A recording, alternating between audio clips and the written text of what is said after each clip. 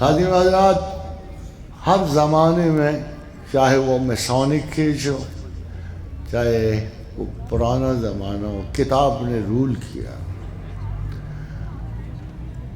یہ علیحدہ بات ہے کہ کچھ نے کتاب کو اپنے مقصد کے لیے استعمال کیا اور کچھ نے اسے خلق خدا کے لیے استعمال کیا۔ ارسطو بھی گزرے، سقراط بھی گزرے، افلاطون بھی گزرے، ان کے ڈائلاگ بھی گزرے، کچھ نے خراب کیا، کچھ نے بہتر بنایا صورتحال کو۔ قرآن حکیم میں اللہ نے فرمایا ہم دو علم اکٹھے شروع کرتے ہیں۔ یہ دو علم جو ہیں، ایک میں اگر انسان کا فائدہ ہوتا ہے تو ہم اس کو آگے بڑھا دیتے ہیں اور نسل انسانی کے کام آتا ہے، اور ایک علم کی وہ قسم ہے جو وہم و وسوسہ اور جنوں کا باعث بنتی ہے، پھر ہم اس کے رستے روک لیتے ہیں۔ خادم حضرات، اگر آپ دیکھیں تو یہ ایسٹرونومی اور ایسٹرالوجی کا فرق ہے۔ ایسٹرونومی بڑھتے بڑھتے ناسا تک پہنچ گئی، کائنات بالا کی رسائی تک ہو گئی، زمین و آسمان کی پائمائشوں میں مصروف ہو گئی، and it started, you see, interfering in the privacy of stars۔ مگر دوسری طرف اگر آپ دیکھیں تو عجیب ایک وسوسہ کاری علم نجوم میں شروع ہو گئی، گیس ورک شروع ہو گئے، اور تمام خراس اکٹھے ہو کے وہ زمان و مکان کے بارے میں اپنے اندازے بیان کرنا شروع ہو گئے، اور اللہ کا کہنا کتنا سچ۔ خادم حضرات، بر صغیر پر بھی کو 3-4 کتابوں کی حکومت تھی، ان کو ویدانتا، اپنشدا اور ان کی شرحوں کے نام تھے۔ اتفاق دیکھیے کہ لوگ اتنے زیادہ آگے تو نہیں نہ جا سکتے، اور جتنی ان کی ہمت ہوتی ہے اندازے لگاتے ہیں۔ تو ہندو ورشن جو تھا بر صغیر میں، اس نے انسان کی عمر 100 برس رکھی تھی، اور پھر 100 برس کی عمر کو انہوں نے 4 حصوں میں تقسیم کیا تھا۔ پہلا حصہ تھا برہمچریہ آشرم کا، طالب علمی کا، سیکھنے کا، پڑھنے کا، لکھنے کا۔ دوسرا حصہ تھا گرہستھ آشرم کا، شادی بیاہ کا، جوان ہونے کا، بچے پیدا کرنے۔ تیسرا آشرم تھا گھرب آشرم، یہ طاقت کا حصہ تھا۔ اب ہم نے جرنل بننا تھا، پولیٹیشنز بننے تھے، سب کچھ کرنا، عزت پانی تھی، زمانے کو اپنے بس میں کرنا۔ اور آخری حصہ جو تھا رہی منی آشرم کا تھا، اب دنیا کو تیاگنے کا آشرم تھا۔ یہ 4 حصے، ان کی مدت اس وقت کے علماء نے، ویدانتا کے عالماء نے، اپنشدا کے عالماء نے، شاسترا نے 100 برس رکھی تھی۔ خاتم حضرت، ایک چیز وہ بھول گئے، اور یہ چیز یہ تھی کہ انسان کی عمر 100 برس نہیں ہوتی۔ اگر آج کے حال میں دیکھا جائے تو ایوریج لائف از 55۔ تو اگر ان اڈوار میں بانٹا جائے اس کو، تو میرے خیال خدا کا حقیقت مطلقہ کے جاننے کا، علم کا، معرفت کا کوئی کسی قسم کا حصہ نہیں بنتا۔ زیادہ تر برہمچاری ہو جاؤ گے یا اس سے آگے گرہستھ آشرم چلے گا، اس کے بعد وہ وقت کبھی نہیں آئے گا 55 سال میں کہ جب آپ خدا کو پریفرنس دے گو، یا حقیقت جاننے کی کوشش کرو گے، یا علم و معرفت میں ترقی کرو۔ مگر اللہ کو پتہ تھا، صاحب کتاب کو یہ پتہ تھا کہ یہ وقت آئے گا۔ حیرانی کی بات یہ ہے کہ غار حرا میں سب سے پہلا حکم آیا، اقرا، پڑھ، کوئی تخصیص نہیں کی۔ ہمارے لیے پہلا حکم آیا کہ پڑھ۔ نہ نماز کا حکم آیا نہ روزوں کا حکم آیا، کہا گیا کہ پڑھ اے میرے پیغمبر، اور آگے بھی پڑھا سب کو بتا کہ اولیت جو ہے وہ تعلیم کو حاصل ہے۔ اقرأ باسم ربک الذی خلق، اس رب کے بارے میں پڑھا۔ یہ نہ ہو کہ دیر ہو جائے، یہ نہ ہو کہ برہمچاری آشرم گزر جائے، گھرست آشرم گزر جائے، گھرب آشرم گزر جائے، رشی منی تو آئے گا ہی نہیں کبھی، وہ تو بیان 75 ہے۔ تو یہ وہ کتاب و حکمت تھی جس میں ہر مسلمان کو سب سے پہلے اگر کسی چیز کا حکم ہوا تو اقرأ باسم ربک الذی خلق، اس اللہ کے نام سے پڑھ۔ قدیم حضرت حیرانی کی بات ہے کہ آج سے 70,000 سال پہلے انسانی جین میں گفتگو کا کسی قسم کا کوئی جین تھا ہی نہیں، اس کے ڈی این اے میں انسانی گفتگو تھا ہی نہیں۔ آپ اندازہ کر سکتے ہو کیا سما ہوگا کہ 70,000 سال پہلے ہمارے آباء و اجداد صرف اشارہ، کنایا اور گونگوں کی طرح بات کرتے تھے۔ They had no language, they could not talk possibly۔ اور پھر انسان جب زبان آئی تو اندازہ کیجئے کہ خداوند کریم نے اس وقت بھی ایک نیا مسئلہ پیدا ہوا۔ وَإِذْ قَالَ رَبُّكَ لِلْمَلَائِكَةِ إِنِّي جَاعِلٌ فِي الْأَرْضِ خَلِيفَةً، کہ اب یہ جو گفتگو والا انسان ہے، اب اس کو ہم نسل انسان کا بلکہ تمام کائنات کا اور اپنی تمام مخلوقات کا امام مقرر کرتے ہیں۔ قالوا أتجعل فيها من يفسد فيها ويسفك الدماء ونحن نسبح بحمدك ونقدس لك۔ تمام آڈینس نے جو اس وقت موجود تھی، ملائکہ نے، جنات نے عرض کیا ہے پروردگار عالم اس کو بنائے گا؟ خادم حضرات دیکھیے، ملائکہ کی جو ججمنٹ ہے وہ زمین پہ جاری انسان پہ ہے۔ اگرچہ ارواح اوپر تخلیق ہوئیں مگر قرآن حکیم میں اللہ نے فرمایا میں نے فَأَنبَتْنَا عَلَيْكُمْ فِي الْأَرْضِ، میں نے انسان کو زمین سے اگایا ہے۔ ایک طرف اس کا جسم زمین پہ بن رہا تھا، ایک طرف سے اوپر ملائکہ کی جہاں میں ایک روح بشر جو پیدا ہو چکی تھی اور اس کو خلافت دی جا رہی تھی، مگر نیچے آتا تو کہاں جاتا؟ آج تک یہ ڈائیکوٹمی سلامت ہے۔ فرشتہ نیچے آ کے کہاں ٹھہرے؟ اگر جن آئے تو کہاں ٹھہرے؟ اس کو کوئی وجود چاہیے ہوتا ہے۔ آل تھریز آر ٹرانسفارمرز، انسان ٹرانسفارمر، جن ٹرانسفارمر، ملک ٹرانسفارمر۔ مگر انسان نے زمین پر مدتوں رہنا تھا، ایک وہ مسافر نہیں تھا۔ مستقر و متاع الی حین، ادھر اس نے رکنا تھا، اس میں کچھ فائدہ تھا۔ باقی تو مسافروں کی طرح واپس چلے گئے، اس کو مستقل رہنا تھا، اس کے لیے ایک جسم ضروری تھا۔ پھر اللہ نے اس کو زمین پہ جسم دیا۔ وہ جسم ایسے تو نہیں بن گیا، شروع میں ایک سنگل سیل سے ڈیولپ ہوا، ایک سنگل سیل جو آج بھی آپ کے اندر ڈائریا جب لگتا ہے تو امیبا پروٹیوس کی وجہ سے لگتا ہے، یہ سنگل سیل ہے۔ Amoeba proteus is single cell, paramecium caudatum is single cell.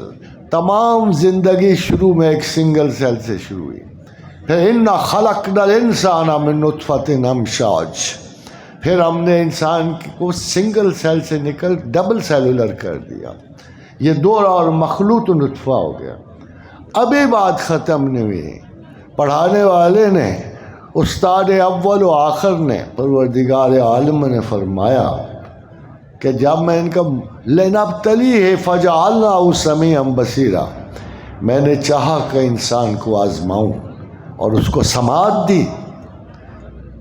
قرآن کی ڈکشن بڑی پکی ہوتی ہے، خادم حضرت غور کیجئے۔ فجعلناہ سمیعا بصیرا، یہ نہیں کہا کہ پہلے بصارت دی، پہلے سماعت دی پھر بصارت دی۔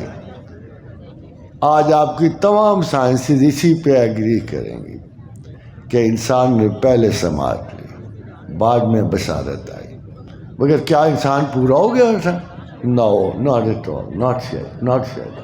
اللہ کو بھی پتا تھا کہ یہ اس ذمہ داری کے قابل نہیں۔ وہ سوال جو کلاسوں میں پوچھا جائے گا، وہ سوال جو ابتدائی حال میں پوچھا جائے گا، وہ سوال جو گیلیکشل لائف کے اینڈ تک پوچھا جائے گا، ابھی اس قابل نہیں ہوئے۔ ابھی یہ جواب نہیں دے سکتے کہ من ربوں کا، کہ تمہارا خالق کون ہے، مالک کون ہے، یہ جواب نہیں دے سکتے۔ تو خدا نے کہا اِنَّ هَدَيْنَا السَّبِيلَ، اب میں نے تمام رستے تمہیں دکھا دیے، علم کے تمام رستے تمہیں دکھا دیے، شناخت دے دی، انسٹرومنٹ دے دیے، تمہارے 300 بلین سیل کا برین دے دیا، تمہارے رسپانس دے گی۔ خادم حضرات یہ بات اچھی طرح یاد رکھیے، نسل انسان بے تحاشا مر رہے تھے، بے تحاشا، اور اتنا زیادہ ضائع ہو رہا تھا کہ امکان تھا کہ انسان بالکل نہیں رہے گا۔ کیوں؟ اس لیے کہ کسی باہر کے خطرے کا جواب دینے کی اس میں اہلیت نہیں تھی۔ اٹ ہیڈ نو سینس کہ مجھے کیا چیز مارتی ہے، کیا زندہ کرتی ہے۔ پھر اس وقت ہومو سیپین پیدا ہوا، سوچنے والا انسان ہوا، جب باہر کی کسی چیز کے لیے انسانی ذہن میں پہلا مزاحمتی قانون پیدا ہوا، اس کو رسپانس کہتے ہیں۔ جب باہر کے اسٹیمولس کو پہلا رسپانس انسانی ذہن میں پیدا ہوا تو پہلا تھاٹ پیدا ہوا اور پہلا ہومو سیپین پیدا ہوا۔ حاضرین حضرات، اس وقت سے لے کر اب تک یہ انسان کی ابھی معراج نہیں آئی۔ معراج تو اس وقت آتی جب خدا نے کہا اِنَّ هَدَيْنَاهُ السَّبِيلَ إِمَّا شَاكِرًا وَإِمَّا كَفُورًا۔ تمام عقل و معرفت صرف ایک کام کے لیے دیے، چاہو تو مجھے مانو، چاہو تو میرا انکار کر دو۔ اس زمین پہ ابھی بھی آپ اندازہ لگا لیں کتنے بلینز خدا کو مانتے ہیں اور کتنے بھی۔ یہ جو ایلون ماسک کی دنیا ہے اور یہ جو ہاپکنز کی دنیا ہے، یہ جو آئنسٹائن کی دنیا ہے، کہتے ہیں بہت ترقی کر گیا انسان، مگر آج بھی اگر دیکھ لو تو یہ خدا کی شناخت کے قابل نہیں ہوئے۔ ایک دلچسپ بات آپ کو سناؤں۔ There is another different science which is called battle of it's a science of chances۔ Science of chances میں 1 بلین کو دوسرے بلین سے ضرب دی گئی، پھر تیسرے بلین سے ضرب دی گئی، پھر چوتھے بلین سے دی گئی، پھر چلتے چلتے 12 بلین سے ضرب دی گئی۔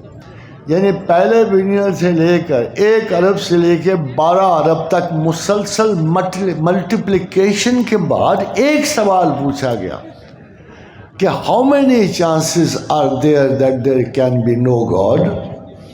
کوئی چانس ہے کہ خدا نہ ہو؟ تو 12 بلین کی چانسز کو ضرب دینے کے بعد کہ نو چانس، سوری۔ یعنی اب سائنسز تصدیق کر رہی ہیں، اپنے ابہام کی تصدیق سائنسز کر رہی ہیں۔ آپ کا خیال ہے سائنسز پرفیکٹ تھی؟ نیور۔ 1000 سال ہمیں سائنسز نے دھوکے میں رکھا، 1500 سال ہمیں دوسری سائنس نے دھوکے میں رکھا۔ وہ کیسے بھلا؟ اب میں آپ کو چھوٹا سا واقعہ بتاتا ہوں، اس لیے کتنا ضروری ہے آپ کو وہ کتاب پڑھنا جس کے بارے میں اقرا باسم ربک الذی خلق، کتنا ضروری ہے وہ کتاب۔ 100 قبل مسیح میں 100 قبل، آپ طالب علم ہو کبھی غور کر کے دیکھنا، 100 قبل مسیح میں ٹولمی نے، جسے آپ اردو میں بطلیموس کہتے ہو، جدول شمسی بنائی، نظام شمسی بنایا اور ایک جملہ لکھا کہ دی ارتھ از اسٹیشنری، کہ زمین ساکت ہے۔ آپ کو 1000 سال نہیں ضرورت ہوئی اس نتیجے کو بدلنے کی۔ کیا یہ سچ ہے آج بھی؟ 1000 سال پہلے اور 2000 سال پہلے، 3000 سال پہلے سائنسز یہ کہہ رہی تھی کہ زمین ساکت ہے۔ کیا یہ سچ تھا؟ کیا اب سچ ہے یہ؟ اس کے بعد 1542 میں کوپرنیکس آ گیا۔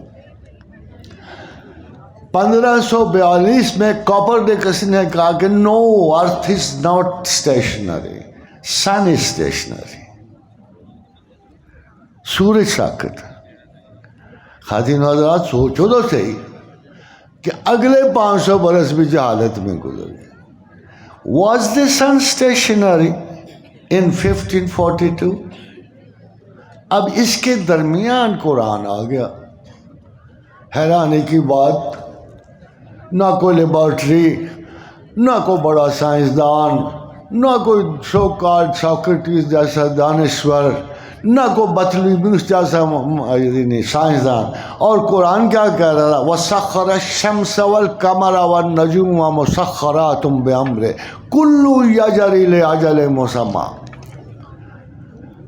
اے طالب علموں غور کرنا، تمہارا قرآن کیا کہہ رہا تھا؟ نہ کہہ رہا تھا زمین ساکت ہے، نہ کہہ رہا تھا سورج ساکت ہے۔ قرآن یہ کہہ رہا تھا کہ یہ تمام چاند ستارے میں نے مسخر کیے ہیں، کلو یجری لأجل مسمى، کائنات میں ہر چیز چل رہی ہے وقت مقرر تھا۔ Today, when further progression is there in the scientific field and understanding, today there's Sir James Jean, some other scholars also، آپ کے ان کے ذرا مل کے فیصلہ کرنا کہ بطلیموس یا ٹولمی سچا تھا، یا کہ اپنا کوپرنکس سچا تھا، یا قرآن سچا تھا۔ اتفاق کی بات ہے کہ آپ کو قرآن کے ساتھ ایگری کرنا ہوگا۔ جب سائنسز بہت ترقی پہ آ جاتی تو پھر کہیں جا کے قرآن کے ساتھ آ کے ان کی مطابقت پیدا ہوتی۔ Sciences are decadent in the eyes of the Quran. یہ یاد رکھیے گا، sciences are decadent in the perception of Quran. اس طرح جیسے ہم لوگوں کو ہسٹری بھلا دے گئے، مدتوں سے مسلمانوں کو ہسٹری بھلا دی گئی۔ آج پروفیسر آرمسٹرانگ فرماتی ہیں کہ 1350 برس ہمیں کبھی مسلمانوں کی طرف سے اچھی خبر ہی نہیں آئی تھی۔ پورے اسلام کی کتنی مدت ہے؟ 1500 برس۔ وہ بیچاری رونا یہ روتی ہے کہ 1500 ہمیں 1350 برس تک کسی مسلمان ملک سے اچھی خبر ہی نہیں آئی تھی ان کے ایریا سے۔ آپ کو پتہ ہے یورپ کی یا کرسچنز کی ہم سے کیا مخالفت ہے؟ میں آپ کو بتا، بلباک ان کا، حمص ان کا، انطاکیہ ان کا، یروشلم ان کا، یہ سارے علاقے مسلمان ہو گئے نا، یہ سارے علاقے مسلمان ہو گئے۔ ابتدا میں یہ سارے کرسچن ایریاز تھے یا غیر مذاہب کے تھے۔ آپ تو ایک چھوٹے سے بنی ارکم کے گھر سے نکلے تھے، چھوٹے سے گھر سے نکلے تھے۔ آقا و رسول کی کیا جگہ تھی؟ اسلام کو کتنی جگہ ملی ہوئی تھی؟ اپنے گھر سے تو بے گھر ہو گئے تھے، اور پھر جا کے مدینہ میں چھوٹے چھوٹے گھروں میں وہ قید ہوئے۔ پھر اللہ تعالیٰ نے عزت و حرمت بخشی، اور قدرت الہیہ سے اس میسج نے، اس کمال کے میسج نے، اس بااخلاق میسج نے، یاد رکھیے آپ کو چھوٹا سا واقعہ سنا، جب تک آپ تاریخ نہیں جانیں گے آپ کبھی اسلام جان ہی نہیں سکتے، کیونکہ یہ 7 سال چلتا ہے، 7 سال چلتا ہے۔ یاد رکھیے کہ حمص کے کچھ پیسے لیے ہوئے تھے مسلمان، ابو عبیدہ بن الجراح نے ان کی حفاظت کے لیے جزیہ لیا ہوا تھا۔ اوپر سے بڑی جنگ آ گئی، بڑی جنگ آ گئی، ابو عبیدہ کو وہاں سے نکلنا پڑا۔ انہوں نے سارے معززین شہر بلائے، کہا ہم نے تمہاری حفاظت کے عوض یہ جزیہ لیا ہوا تھا، کہنے we are sorry we are not able to protect you anymore، یہ لو اپنے پیسے واپس لے لو، یہ لو اپنے پیسے واپس لے لو۔ آج تک فاتحین عالم میں سے کسی شخص کی مثال ڈھونڈو کہ جس نے یہ بھی کام کیا ہو کہ ہم نے تمہاری حفاظت کے لیے یہ جزیہ لیا تھا، وی آر ناٹ کیپیبل، ہمیں کسی اور جگہ جانا ہے، یہ اپنے پیسے تم لے لو جو ہم نے لیے تھے۔ وہ شہر تو اس لیے مسلمان ہو گئے، حمص اس لیے مسلمان ہو گیا، حلب اس لیے مسلمان ہو گیا، انطاکیہ اور یروشلم اس لیے ہمارے پاس آ گئے تھے۔ وہ سارے علاقے مسلمانوں کے ہیں، مگر آپ کی تاریخ آپ کو بھول گئی ہے۔ آپ نے کبھی سوچا یہ کیا کہتے ہیں مورخین باہر کے کہ 1350 برس تک مسلمانوں کو غلبہ رہا؟ آپ تو ادھر کا غلبہ کہہ رہے ہو نا۔ اب ذرا غور کرو، 750 برس آپ کا اسپین پر غلبہ رہا، فتح کیے رکھا آپ نے، آپ اس کے مالک رہے۔ اس کی ایک صرف آپ کو چھوٹی سی میں واقعہ سناتا ہوں۔ ایک وہاں ایسے فاتح عالم بھی گزرا ہے جس کو ابن ابی عامر کہتے ہیں۔ تو جب اس نے بارسلونا کو فتح کیا تو اس کو بالکل زیر زمین کر دیا۔ پھر اس نے اپنے منشی کو بلوایا، منشی کو الحاجب کہتے ہیں۔ تو اس نے کہا how many battles I have fought against the infidels? اس نے کہا سر 55۔ اس نے کہا میں نے ان اہل بدینوں کے خلاف کتنی جنگیں لڑی؟ اس نے کہا یہ 55۔ تو اس نے کہا ہیو آئی لاسٹ اینی؟ کوئی میں نے جنگ ہاری بھی ہے؟ انہوں نے کہا کوئی بھی نہیں، آپ تو ساری جنگیں جیتے ہوئے ہو۔ تو اس نے کہا پھر کیا میرا حق نہیں بنتا کہ میں اپنا خطاب المنصور رکھ لوں؟ تو ان کا جناب اور کس کا حق بنے گا؟ 55 جنگوں کے فاتح کا نام بنے گا اور کس کا؟ خاتین و حضرات، آج تک تاریخ میں اس کا نام الحاجب المنصور ہے، ابن ابی عامر کا نام۔ مگر کیا آپ کو پتہ ہے؟ I don't think so. ہماری تاریخ کاٹ دی گئی۔ ایک ارطغرل سے اتنا رولا پڑا ہوا ہے، آپ غور کیجیے۔ ایک ارطغرل سے ڈر پیدا ہو رہا ہے کہ اسلامی احیاء نہ ہو جائے، یہ نہ ہو کہ دوبارہ مسلمان۔ مگر ایک ارطغرل، ہماری تاریخ کے ہر سال میں اگر آپ غور کرو 1350 ملینز آف ہیروز، وہ 313 پہلے ہیروز شروع ہوئے، ایک ایک بندہ ہمارا رہبر و رہنما ہے۔ کیا اس کے بعد ہم ختم ہو گئے؟ انٹرسٹنگ بات آپ کو بتاؤں، تاریخ کے سب بڑے بڑے مارکوں میں مسلمانوں نے فتح۔ آج ٹرانساکشیانہ مسلمان ہے، ماوراء النہر مسلمان ہے، تو ایک جنگ کی وجہ سے، صرف ایک جنگ کی وجہ سے۔ خواتین و حضرات، آپ نے کبھی نہیں سنی ہوگی، مجھے پتہ ہے آپ نے تاریخ نہیں پڑھی، یہ بیٹل آف طلاس کی وجہ سے۔ اگر آپ اپنی تاریخ سے آگاہ ہوں تو کبھی شرمندہ نہ ہوں زمین پر پیدا ہونے سے، میں آپ کو یقین دلاتا ہوں۔ اگر آپ کو آپ کی تاریخ کا پتہ ہو تو آپ کو یہ شرمندگی نہ ہو کہ ہم مسلمان ہیں، آپ کو یہ شرمندگی نہ ہو کہ لوگ یورپی ہیں۔ میں اس ایک جنگ کی صرف آپ کو بات بتا رہا ہوں۔ یہ جنگ ہم نے چائنا کے خلاف لڑی، 2 لاکھ لشکر کے خلاف صرف 36,000 مسلمانوں نے لڑی، اور یہ جنگ بیٹل آف طلاس کہلاتی ہے۔ دریائے طلاس کے کنارے، اب طلاس ہی ختم ہو گیا، سوکھ گیا، غائب ہو گیا، اور حضرت زید بن صالح ہمارے کمانڈر سے بنو عباس کے زمانے میں یہ جنگ جیتی گئی۔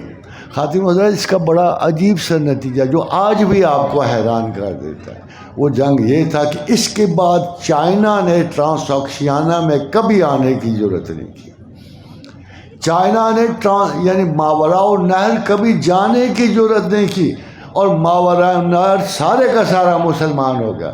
اگر مجھ سے پوچھو کرغزستان کیوں مسلمان ہوا ہے، آپ پوچھو کہ جی ترکمنستان کیوں مسلمان ہوا ہے، داغستان کیوں مسلمان ہوا ہے، چیچنیا وغیرہ کیوں، یہ اس ایک جنگ کی بدولت آج سارا ماوراء النہر مسلمان، بیٹل آف طلاس کی وجہ سے۔ خادم آزادی پڑھنے کی باتیں ہیں نا، یہ طالب علموں کے پڑھنے کی باتیں ہیں، یہ جاننے کی باتیں ہیں۔ You must know, you must understand کہ یہ آپ اگتے ہوئے کوئی کائی کے بوٹے نہیں ہو، آپ تلف ہونے والی مخلوق نہیں ہو، آپ نے قیامت تک رہنا ہے، مگر رہنا علم کے ذریعے ہے۔ ہماری فتوحات ہمارے دشمن نکلی ہیں، ہماری ہماری فتوحات ہمارے دشمن نکلی ہیں.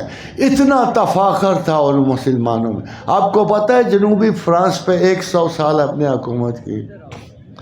آپ کو پتہ ہے لزبن پہ مسلمانوں نے 100 برس حکومت کی ہے. آپ کہیں گے کہاں کی باتیں ہیں، کہاں کی باتیں ہیں. امیر طریف بن مالک لخمی 4 مرتبہ پیرینیز عبور کر کے نوربون کے علاقے پہ اس نے قبضہ کیا. آپ کو اس کا نام بتائیں؟ نہیں پتا. I'm sorry. وجہ یہ کہ ہم نے بچوں کو تو بتایا ہی کوئی نہیں ہم کون ہیں. ہم نے تو ان کو صحیح بتایا کہ اس زمین کے فرزند ہیں. کس زمین کے فرزند ہیں؟ الارض للہ، الارض للہ. ہم تو وہ کام کیا جو طارق بن زیاد کی وجہ سے ہوا کہ جب اس نے کشتیوں کو آگ جلائی تو اس کا پوچھا گیا یہ کیا ظلم کیا تو نے؟ کہاں ہمارا وطن، کہاں یہ اسپین کا ساحل، تم نے کیا مصیبت کی ہے یہ، ہم واپس کیسے جائیں؟ بڑے شرعی لوگ بھی ہوتے ہیں ہمارے ہاں آج بھی ہیں جو کوئی نہ کوئی نکتہ نکال لیتے ہیں بچت اور پناہ کا. انہوں نے کہا تو نے جہازوں کو آگا اگر ہم کو شکست ہوئی تو کہاں بھاگ کے جائیں گے؟ اور طارق نے کیا جواب کیا دیا؟ اس نے جواب دیا خندید دست برد بشمشیر شیخ گفت. جب اس نے اپنے قبضہ شمشیر پہ ہاتھ رکھا اور کہا ہر ملک مل کے ماست کہ مل کے خدا ماست. تم سمجھتے ہو یہ کوئی غیر کی زمین ہے؟ یہ ہمارے اللہ کی زمین ہے. ہر زمین ہماری زمین ہے، اس لیے ہر اللہ کی زمین ہے. ہم اللہ کے ہیں. اللہ مگر خدا بند کریم بھی ایک گلہ کرتے ہیں. خدا بند کریم ایک گلہ کرتے ہیں تم پلٹ جاؤ گے میں پلٹ جاؤں گا، تم لوٹ آؤ گے میں لوٹ آؤں گا. خادم حضرات I was very important place to go. جو میں ان سے معذرت خواہ ہوں.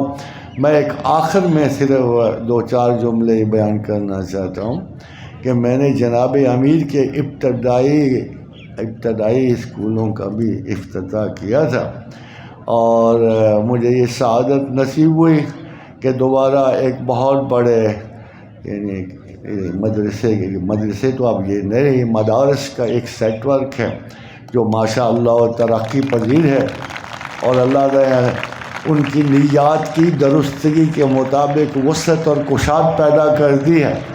تو اس کے طالب علموں، اس کے اساتذہ، اس کے منتظمین تمام تر انتہائی مبارکباد کے مستحق ہیں. میں اللہ فلرش دیم.